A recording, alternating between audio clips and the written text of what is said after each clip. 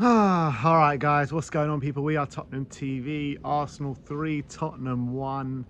And you know what? I think I'm really upset with the result and stuff like that, but I don't have the same kind of feeling coming out of the Emirates like I do every year. I think that we put on, look, I know two complete stupid decisions from Spurs ruined the game for us in the second half, but we were in that game first half. We really were. I know Arsenal came out the blocks fast, and first 10-20 minutes they looked really good, but we grew. I think we grew into that game. We actually finished off that first half probably the better side, but second half comes, they score straight away with a Lloris howler, and Romero should really be getting that away, and then they're sending off and it's game over completely. Yeah, I think the game plan, I wouldn't say going to perfection, but I think it was working. It was pretty much going as expected in that first half.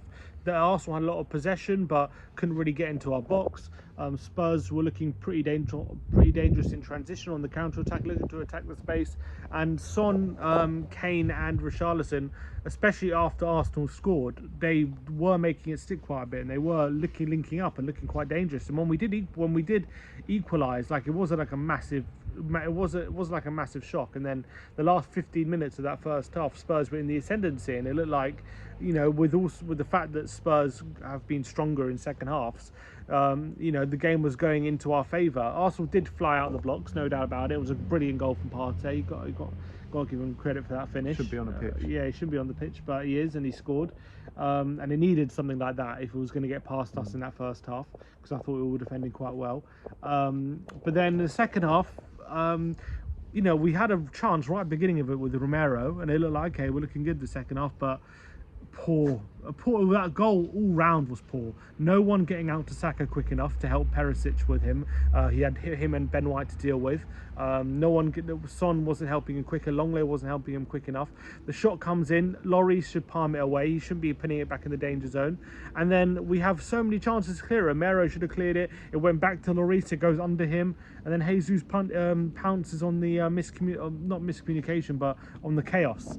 And all of a sudden, Arsenal in the ascendancy again. And it could have easily been 3-1 as well. Jesus had a header, which point blank range as well. Should have scored that. But other than that, it was fairly even up until the red card.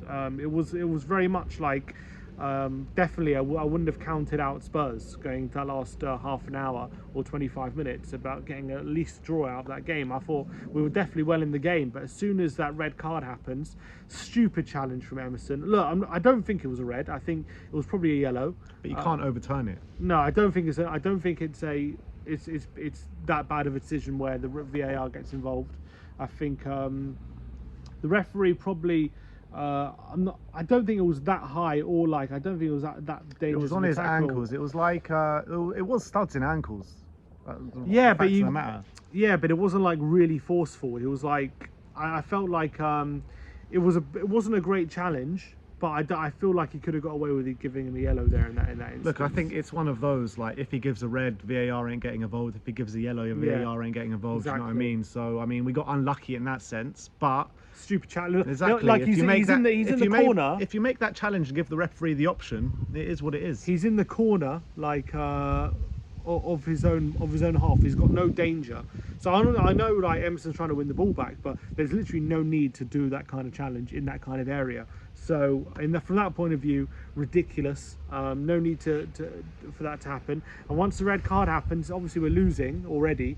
So it's pretty much game over. Game over. And that was told in Conte's substitutions as well. About 10 minutes later, I mean, he made 5 changes in the space of like 5 minutes or something. He made 4 changes at one go, and then he made a change a bit later, and it was like when you're taking Son, Perisic, Højbjerg, everyone's going off pretty much apart from Harry Kane. Then he's thrown in the white towel pretty much. Yeah, and then exactly, I agree with that. And obviously they make it 3-1 through Xhaka, and then it was just plain sailing. The only positive, I guess. I really believe Arsenal tried to go for the throat with us being with 10 men, and I think they really wanted to batter us.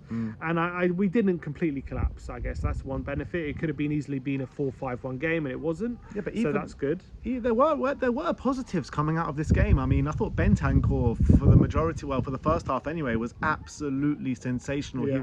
He was running things in the middle of the park. I mean, he was so combative. He was driving us forward. I thought he was our best player today, Bentancur. Yeah, I agree with that. I thought Højbjerg played well. I thought Emerson in the first half played well as well, kind of shackling Martinelli at times, although Martinelli did have a really good game today.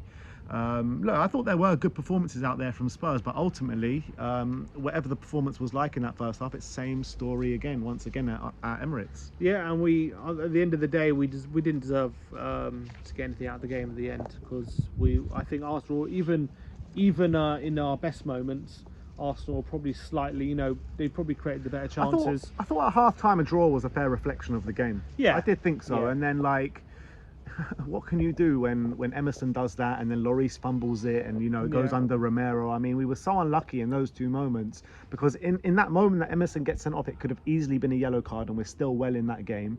And if Lloris just picks that up like normal, or palms it away, you know what I mean, or Romero gets it away. I mean, it's just such fine margins. Yeah. Such fine margins, and the game could have gone such a different way. The quality, don't they? Yeah. So you got to say that's we get what we deserve from those kind of incidents, in my opinion. So I think that's what it is.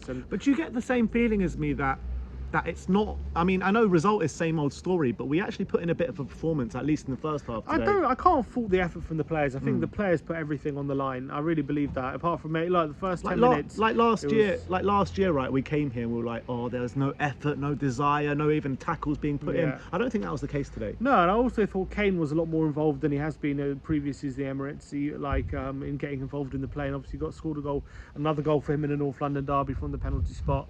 I think it's just one of those you just put behind you and you move forward. We lost the game.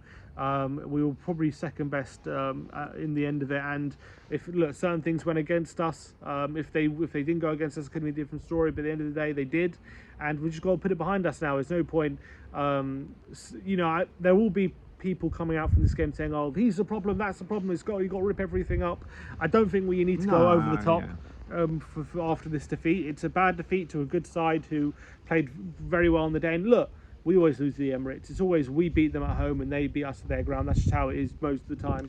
And that's when we just got to put it behind us and move forward. It's our first league defeat of the season. It's disappointing. It hurts, but you got to put it behind you, and you just got to make sure that we don't let it affect us. You saw how the North London derby affected Arsenal back in the last season, and how it led to just brush ourselves off. Exactly. Man. Brush ourselves off, move forward. I know it always is so hard to lose a game against Arsenal. Always is. I mean, you don't want to lose, but if you're going to lose against anyone, it's not Arsenal. But the way it is, I mean, people trying to build this up, like the pundits and stuff like that, like saying this is the biggest North London derby it's been for the last 10-15 years. First of all, the one at the back end of last season was much bigger than this one. It's 8 games in. How big of a game can it be? Exactly. The only reason it's a big game is because it's a North London derby at the end of the day. I mean, I didn't buy all this crap about the two best teams in the league, it's only 8 games in. Who looks at the league table 8 games in at the end of the day? Yeah, exactly. So I think could he have gone 3-5-2? I think the game plan was working. It would, but if we would have gone 3-5-2, it would have given us an option to change things. The red card, I think he would have gone 3-5-2 mid-game if the red card didn't happen. And obviously that happened, that ruined the game plan, and that maybe could have dragged us back in the game.